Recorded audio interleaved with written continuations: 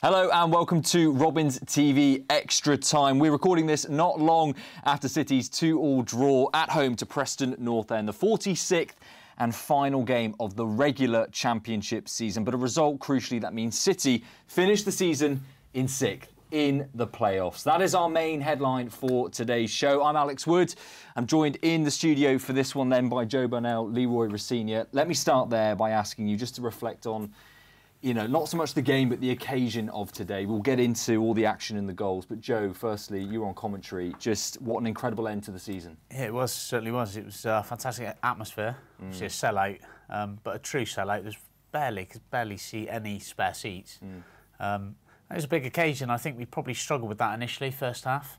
But sure enough, with a few subs, it came to life and gave a good showing, and it was a fantastic end of the season, really. You felt the same way. We were in here, weren't we, in the studio for Robin's TV? But you know, watching it, just drinking some of those scenes in at full time, it was a really special end to the day and sets up the playoffs, you know, really nicely, doesn't it? Yeah, I thought there was lack of energy. I think there was a hangover from the Leeds result and the performance, and you have to they didn't manage to play their way out of that. But Preston deserved a lot of credit for the way that they set up as well. The system caused City quite a few problems, especially with the two up front. It's not something that a lot of teams play with now, Joe, is it? There's the two up front, two big men as well. So the first ball up was always contested. They won a lot of duels and it got them on the front foot. And City didn't really get to grips with that. Absolutely. They were quite athletic as well, I thought.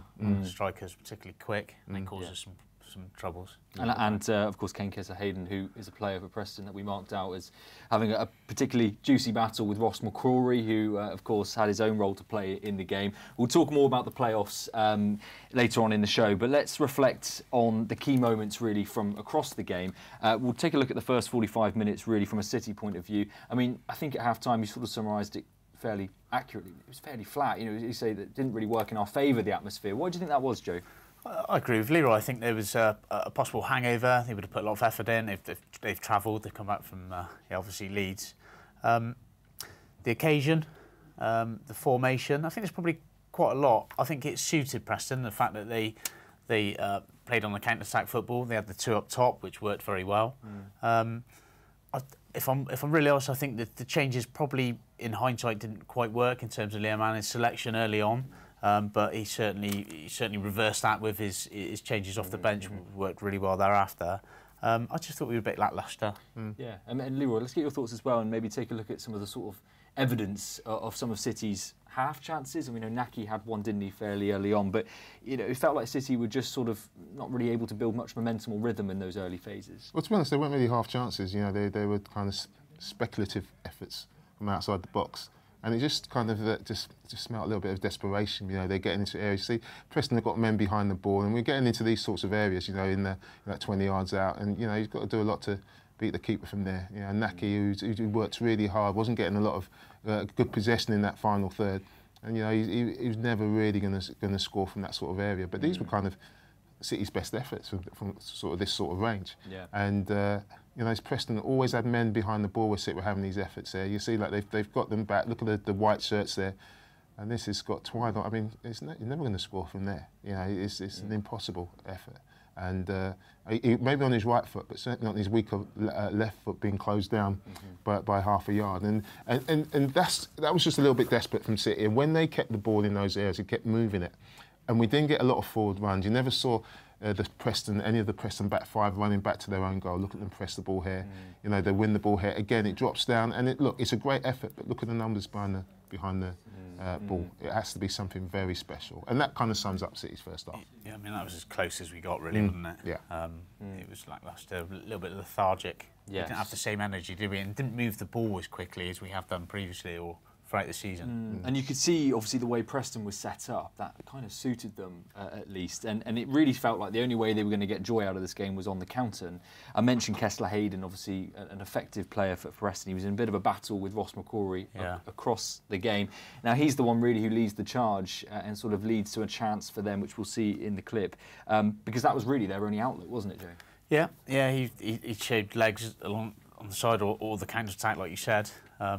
McCrory, I thought he actually, of all the players, played quite well first half. He sort of like matched him up, if you like, and obviously came out second half and did very well. And we can see it here, can't we, Leroy? This is where obviously forward picks it up. You can see the run here on the other side. Yeah, they did this really well. This was Myzic who did really well, led the line. They always got hold of the ball. Look, it's not the greatest effort, but his pace gets him into that position.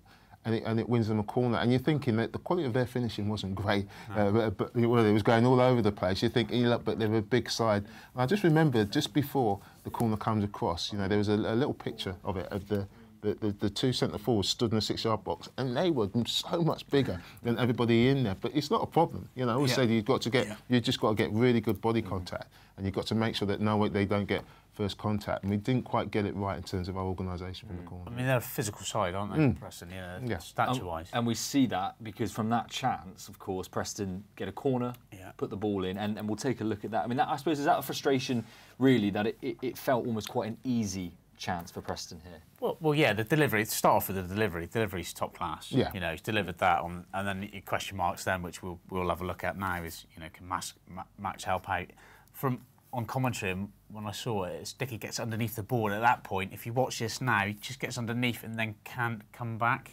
Yeah, I just wondered. I wondered if Max Bird just ran into him to put him off. But I always got to question when somebody heads it in from 3 yards, a goalkeeper, and he's not kind of put anybody to mark or to get somebody away from him. So it's Myers who stood on it. Yeah. Now, I'd ask the goalkeeper, do you want Joe to come this side of him and push him out of the way so you can find space to come around and attack the ball? Because anything in that area, you've got to come and dominate. Or mark outside him, Joe. Exactly, that space outside. And anything inside. So it's there, so then he does go and attack that and heads it away. So I just thought the organisation was just slightly Max came second half for a really good punch, second half. He did. Very similar, I remember similar situations. So, yeah, I would argue possibly Max could have helped out a little bit. Yeah, it's a little bit near for my liking. Yeah, absolutely. Well, we're splitting hairs, of maybe, to an extent, because in the grand scheme. But let's take a look at Preston's second then. I'm going to throw it forward to the second half now at this point. And this is Osmaic on 60 minutes. Now,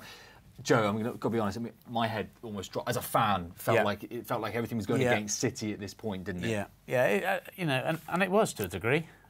We hadn't started as we could. It was lethargic, like we spoke about. And the game just sort of suited them. They were sitting off, playing on the counter-attack. We were eager to try and get back into the game. And it was a great ball through and a good finish as well. And he probably deserved that goal. He did, for his performance, but he just made a substitution. They just changed. That Viner came over to this right-hand side. Just looking at there, I think it's Hayden Roberts playing him onside on the other side.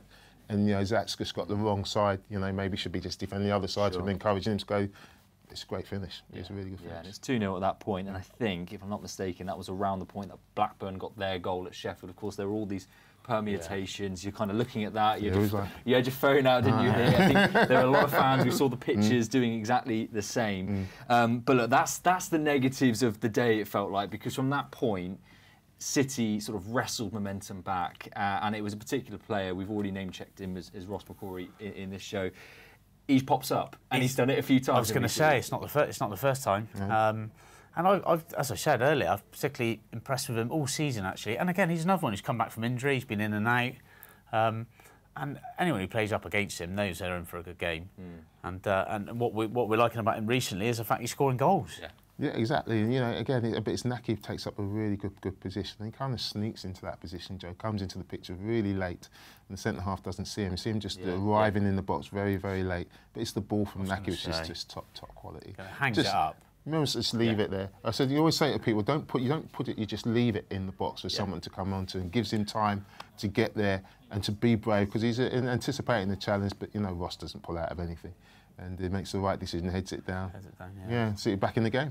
Absolutely. He loves coming in from that position, doesn't he? I mean, you called it pre-match as well, that he might be a player just to watch today. And I think there were some fans in our pre-match vox pops as well, just saying that, if there's a player today that we just got a feeling he could get something, and he did. But he wasn't done there, and nor was City, for that matter, because it's Ross McCrory again who gets City back level at 2-2. Yeah, we were very much back in the ascendancy then. I mean, the game had completely changed by that point. The changes, subs we spoke about.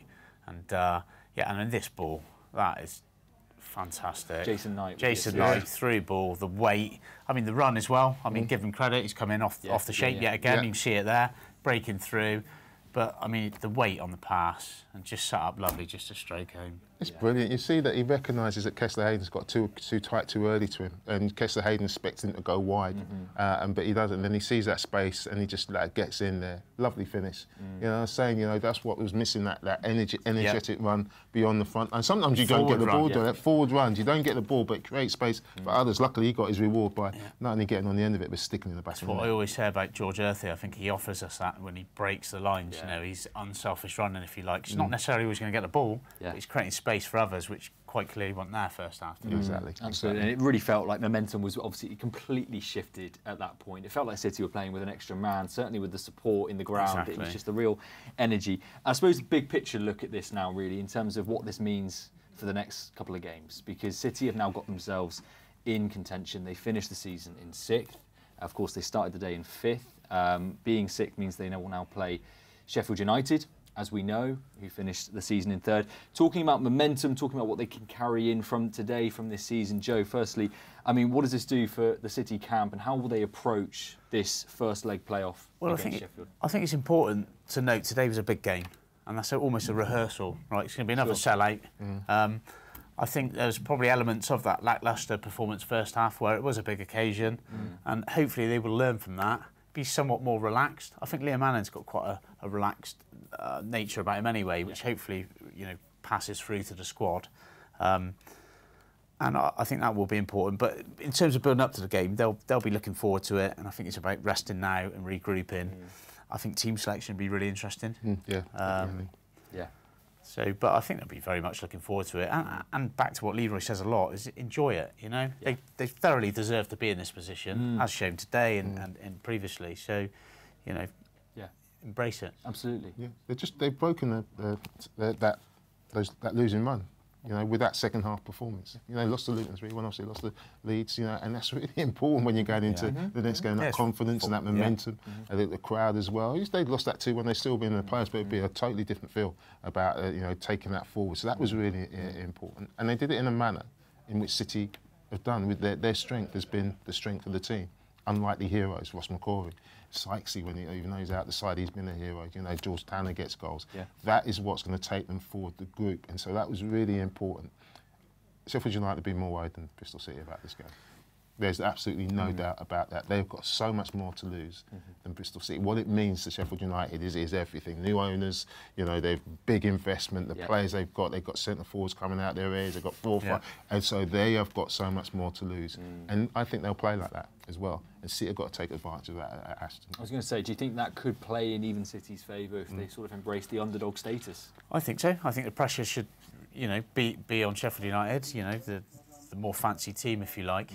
And yeah, hopefully release a bit of pressure off ourselves to go out and embrace and enjoy that the evening. Absolutely. Well, look, maybe just a final word from you both then on just what has been a long old season, we were saying on commentary, but we saw some amazing scenes, didn't we, at full time, for the players, for Liam Manning, for the families, and of course Section 82 in the corner. You were upstairs, Joe, just drinking it all in. Just a comment really on that, and what a special day it was to end, you know, the regular season and go into the playoffs. Yeah, I've really enjoyed it. Really enjoyed this season, and there's been some great performances. I think the squad now seems to come together, and there's a bit of a connection I see, particularly today with the fans, the atmosphere, and it's good times. I think it's important we enjoy it, and let's just hope they continue. Yeah, absolutely. I think you've got to just congratulate everybody on their 46-game season. Liam Manning, the coaches, everybody behind the scenes, obviously the players and their family.